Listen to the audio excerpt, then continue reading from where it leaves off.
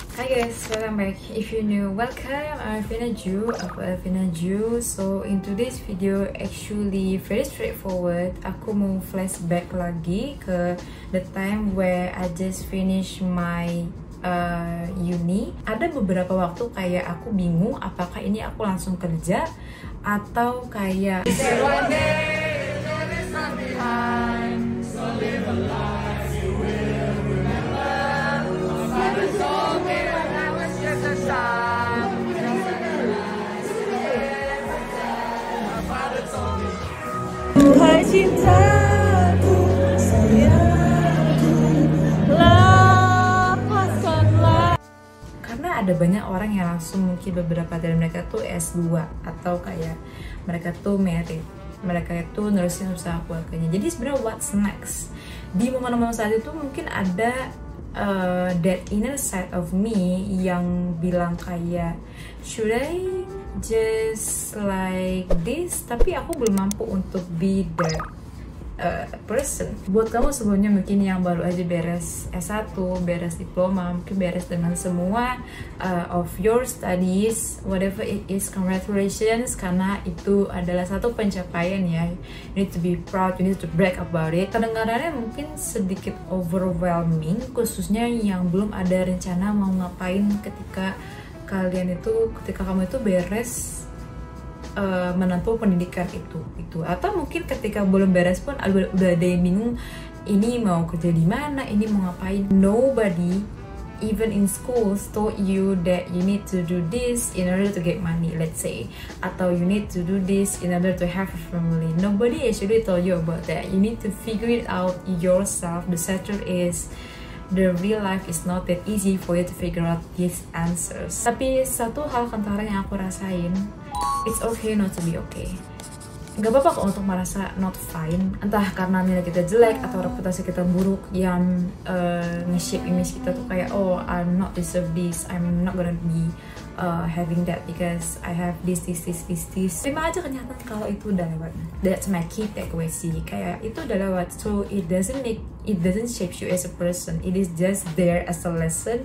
So now it's your time to shape yourself with that lesson, to fill that void of yourself in the past ketika kamu udah melakukan kesalahan itu. Misalnya pun ditanya mau jadi apa sih abis kuliah, aku pun nggak langsung jadi seorang yang aku pelajarin saat aku di uni itu. I'm not really become that person that I study in uni. Maksudnya kalau katakan ada stigma yang kayak oh belajar desain bakal jadi desainer, oh belajar hukum akan jadi pengacara.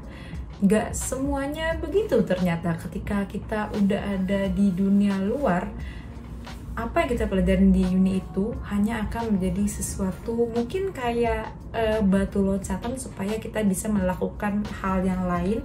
Karena ketika kita udah keluar, money is a very sensitive thing that is actually required for you to live. It doesn't mean that I fail. Bukan berarti aku gagal kalau misalnya aku nggak menjadi orang itu langsung gitu.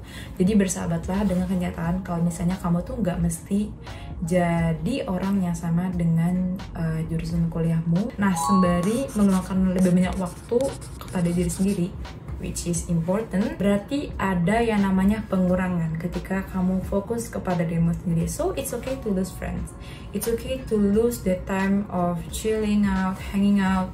Cuman gak berarti you will be lonely forever, gak berarti kamu akan selamanya sendiri. Mungkin it is just the time to build that network, build that meaningful relationship with the right people. Jadi kamu akan mempertahankan circle yang tepat, the right circle that you need in the future. Stay away from drama, kalau menurut aku sih ya. Kalau kalian juga yang pernah tahu, aku itu pernah kena tipu 15 juta dan sekarang my mom knows about it. Aku pernah kayak biasalah dimarahin pastinya, cuman karena udah kejadiannya udah lewat beberapa tahun, jadi we have nothing to do about it. We just need to make it as a lesson, as what I've told you. Jadi dari pelajaran ini dan juga dari kayak adanya pandemic, terus ada kayak layoff gede-gedean dari company yang besar gitu, itu made me realize betapa pentingnya kita harus ada emergency fund at least 1 tahun setelah kalian itu beres kuliah. Nah, kalau rule of thumb aku untuk emergency fund ini, mungkin coba untuk kumpulin 3-6 bulan living expensesnya kamu sendiri, itu dijadiin jadi emergency fund atau dana darurat. Selain emergency fund ini, mungkin di the first year after you graduated, mulai luangin waktu untuk cari tahu kamu itu mau investasi dalam bentuk apa. Nggak mesti dalam bentuk uang, bisa aja dari dalam bentuk peningkatan diri, self-development, self-care. Yang aku coba itu lebih ke investasi saham ya. Kalau mungkin kalian pernah living in the era 2020 sampai 2021, itu ketika zaman-zamannya ada apps untuk investasi. Kalian tau lah yang hijau, yang biru itu. Karena aku bukan investasi, aku nggak suka investasinya, resikonya berat. Jadi aku lebih milih untuk investasi di bank-bank Indonesia aja. Lebih baik daripada duitnya itu 100% disimpan tanpa dia diputer. Mending kita taruh duitnya itu biar dia liquidify dan dia berkembang biak sendiri even when we sleep. Kamu bisa mulai dengan pakai kode aku ini dan bisa investasi di kali yang aku pakai sekarang itu di Ajaib sampai sekarang, dan untung aja returnnya itu hijau dari tahun ke tahun, plus aku juga dapat dividen. Hal yang menurut aku the brutal truth, kalau nggak gampang jujur kayak baru beres kuliah, baru beres sekolah studies itu untuk langsung dapat kerja. Nggak gampang untuk nyari kerja walaupun kayak kamu lulusan luar negeri. Pasti proses itu pun akan sama, balik lagi mereka akan screening kayak pengalaman kamu kayak apa, attitude kamu kayak apa, dan kayak the way you work, the way you can be aligned with that company, itu akan sama prosesnya dari awal juga. Mulai dulu aja dengan nentuin kamu itu pengen kerja sama orang atau lebih suka kerja sendiri. Nah, ini akan lebih gampang kalau misalnya kamu memang pengen cari pengalaman dulu, pengen kerja sama orang, start to build that resume, start to build that CV,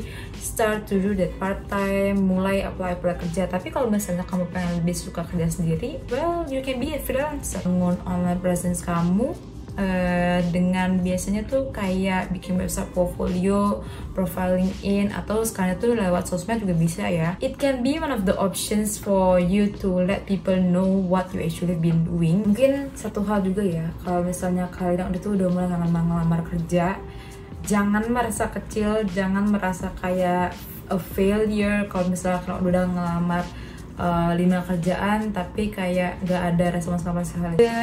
Truth is, even 100 applications might only lead you to maybe 1 or 5 replies from the company. Temuin company-company mungkin belum kalian pernah dengar, just apply, just send the resume as much as possible. Dengan begitu mungkin kalian tahu perusahaan-perusahaan baru atau mungkin industri-industri yang belum pernah kalian temuin, or even you can invent your own company, you can invent your own industry. Another thing is that I find solo traveling is also what had shaped me. Kayak mungkin yang belum pernah coba, yang biasanya lebih kepada group traveling, jalan-jalan sama keluarga, sama temen, mungkin sekali-sekali bisa nyoba jalan-jalan sendiri. Nggak akan segitu menyeramkannya kalau kalian udah kenal sama daerah-daerahnya. Having fun with them make you realize that ada POV yang mungkin baru terbuka kalau kalian jump into that situation that makes you, that may be out of your comfort zone gitu kalian ngomongnya. Terakhir, mungkin this is the right time for you to think where you wanna settle. Ini mungkin adalah waktu yang tepat untuk mikir kalian tuh mau settle di mana. Apakah kalian mau lanjut stay di negara asalnya, di negara asal kamu, whether you want to continue to stay in your hometown, atau mungkin enaknya cari kerja atau settle di luar negeri. Well, that one you decide. Let me know in the comment box down below your thoughts and all that, and I'll see you in the next video. Bye.